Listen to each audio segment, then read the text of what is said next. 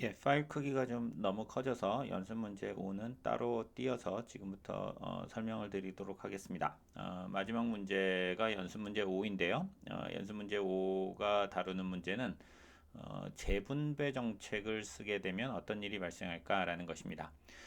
우리가 뭐 예를 들어서 우리나라 조선시대에 대한 이야기를 하다 보면 뭐 탐관오리들이 많아가지고 국민 뭐 백성들이 도탄에 빠졌다 이런 이야기들을 많이 하는데 우리가 한번 생각해 볼 수 있는 것은 그런 탐관오리들이 없어졌다면은 조선시대의 백성들은 풍요롭게 잘 살았을까? 뭐 이런 질문을 해볼 수가 있겠고 인구압이 이렇게 그 작동하는 멜서스적인 상황에서 과연 백성들이 못 살았던 이유, 늘 가난에 허덕였던 이유가 그럼 탐관오리 때문일까라고 하는 질문을 한번 생각해보자라고 해석을 하셔도 되겠습니다. 그래서 정부가 어떤 그 부자나 귀족으로부터 세금을 많이 걷어서 평민들에게 나눠주면 평민들은 소득 수준이 개선될 것인가 이렇게 질문을 던지고 있는데 이 말은 바꿔 얘기하면은 백성들이 탐관오리들로 인해서 이렇게 착취를 당하지 않았다면 평민들의 삶은 개선될 것인가라는 것과도 똑같은 질문으로 생각하셔도 될 것이라는 것이죠. 자, 그러면 이것을 메서스 모형 하에서 생각해 보면 어떻게 이야기를 할 수 있을까요? 뭐 제가 설명을 드리기 전에 한번 좀 앞의 문제들도 그렇고 이 문제도 그렇고 먼저 그 답을 보시기 전에 사실은 생각을 해보시는 것이 필요한데 결과적으로는 어, 그 탐관오리가 없어진다라고 하는 현상은 동일한 소득 수준에서 그러니까 동일한 인구 수준에서 사실은 소득 수준이 높아지는 것과 똑같은 효과가 일어난다. 이렇게 보시면 될 것 같습니다. 그러니까 그 전체 사회가 귀족과 그 백성들로 나눠져 있는데 백성들만 사는 사회라고 생각을 하는 거죠. 그래서 지금까지 백성들이 120을 생산했는데 그 중에 20을 늘 세금으로 바치고 있어서 그 백성들이 가져갈 수 있는 소득은 100이고 100명의 그 백성들이 살고 있었다면 100명의 백성들이 나눠서 가지니까 1만큼의 소득이 있었던 상황이었는데 만약에 20만큼 내는 세금을 안 내게 되는 상황이 발생했다. 뭐 이렇게 생각을 할 수가 있다는 것입니다. 그렇게 되면 동일한 인구에서 소득 수준이 이렇게 올라가는 현상이 발생을 하니까 이것은 앞에서 그 생산량이 늘어나는 것과 똑같은 다이내믹스를 생각할 수가 있습니다. 굳이 제가 여기에서 일일이 그 다시 그림을 그리지 않더라도 여러분들이 생각해 보실 수 있는 것은 1차적으로 그 백성들이 세금을 안 내는 만큼 소득이 증가를 하니까 그 생활 수준이 증가를 하는 것이죠. W 스타보다 더 높은 W로 증가를 하게 되는데 소득이 늘어나면 그 다음에 어떤 일이 발생을 합니까? 사람들이 생활 수준이 더 개선이 되니까 덜 죽게 되겠죠. 그래서 사망률이 하락을 하게 되는데 사망률이 하락을 하다 보니까 출산율이 고정되어 있는 상황에서 사망률이 하락을 하게 되면 인구가 증가를 하게 됩니다. 그래서 그 인구가 증가를 하다 보니까 인구가 늘어나게 되면서 1인당 가져갈 수 있는 소득이 감소를 하게 되는데 그 소득이 어디까지 감소를 하게 되냐면 결국에는 그 원래 소득 수준으로 돌아오는 만큼 소득이 감소를 하게 되죠. 즉 소득이 감소해 가면서 다시 사망률이 상승을 하게 되니까 결국에 가서는 사망률이 출산율과 일치하는 수준까지 늘어나게 되는데 그 출산율과 일치하는 수준이 과거의 소득 수준이 될 것이기 때문입니다.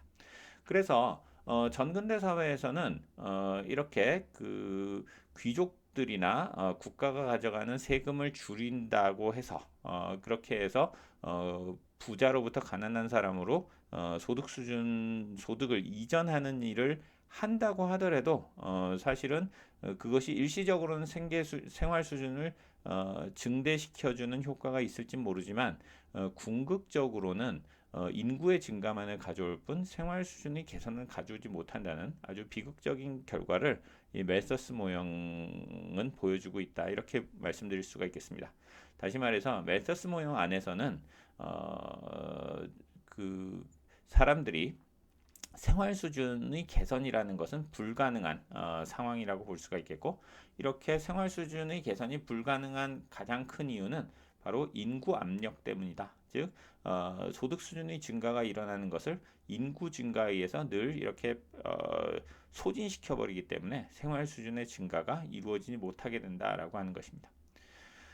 그래서 지금까지 말씀드린 내용의 을 그은 1차적으로는 메서스 모형을 여러분들이 좀 익숙하게 하고 이것을 잘 익히도록 하기 위한 연습 문제였고요.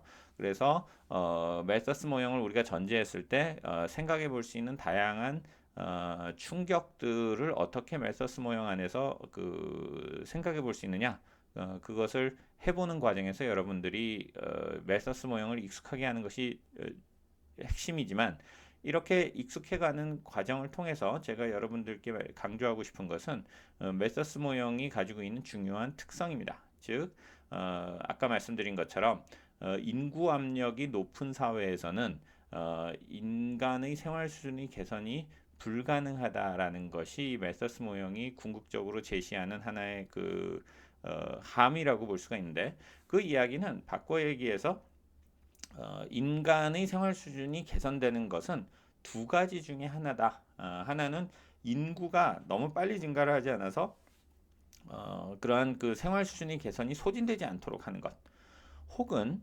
인구가 늘어난다고 하더라도 생활 수준의 증가, 다시 말해서 생산성의 증가가 훨씬 더 빨리 일어나기 때문에 인구 증가보다 더 빨리 일어나는 것을 통해서 뭐라 그래야 될까, 인구 압력을 극복해 나가는 이러한 것이 있어야 소득 수준이 증가할 수 있다는 것을 함축하고 있는 것이죠.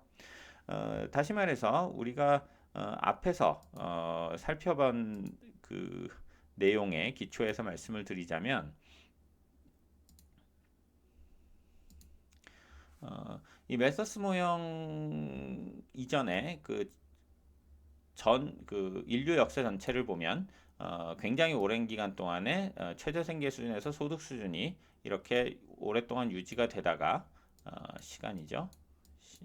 그러다가 어느 일정한 시점에 오게 되면 소득 수준이 급격하게 증가하는 이러한 양상이 나타났다라는 것을 말씀을 드렸었는데, 이러한 변화가 나타나는 기점이 됐던 1800년경이 바로 산업혁명이 일어나던 시절이었다고 한다면, 도대체 이 시기에 무슨 일이 발생을 했느냐?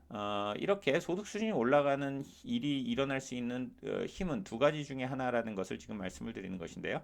하나는 인구 압력이 낮아지거나, 아니면 인구가 늘어나는 힘이 작동을 하더라도 그거보다 더 빨리 생산량, 즉 Q가 증가를 하게 되면 이런 일이 발생할 수 있다라고 하는 것입니다. 즉 이 그림과 아울러서 보여드렸던 것은 같은 시기에 인구 역시 굉장히 오랫동안 변화를 하지 않다가 갑자기 산업혁명 이후로는 굉장히 빠른 속도로 증가를 했다라는 걸 말씀을 드렸는데, 그 이야기는 뭐냐면 산업혁명 이후로 인구도 증가했고, 산업혁명이라고 하는 것은 생산량이 급격한 증가를 가져오는 현상이었기 때문에 생산량도 급격히 증가를 했는데, 그 생산량의 증가가 인구 증가보다 훨씬 빨랐다는 것을 바로 이 역사적인 어떤 과정은 보여줬다라는 것입니다. 즉 1800년 이후에 일어나는 현상이라는 것은 뭐냐면, Q의 증가에 의해서 이렇게 생산량이 동일한 인구에 대해서 새로운 기술의 발전에 의해서 생산량이 증가를 하다 보니까 소득 수준이 이렇게 증가를 하게 되는데요.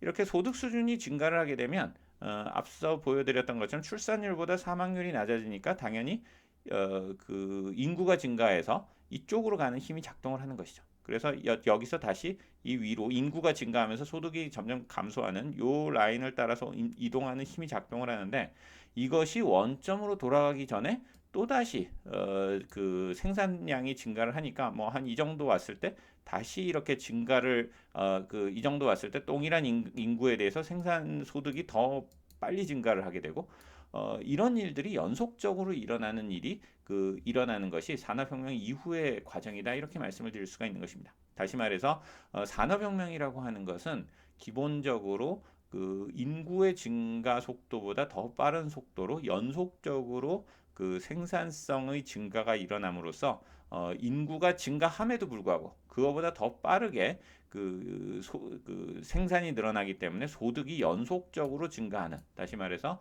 이렇게 소득이 연속적으로 증가하는 일이 발생을 한 것이고, 지난 200년 동안 오늘날까지 인류 역사에서 나타났던 인구의 증가와 소득 수준이 동시에 일어나는 현상이 발생했던 것은 바로 이러한 결과였다.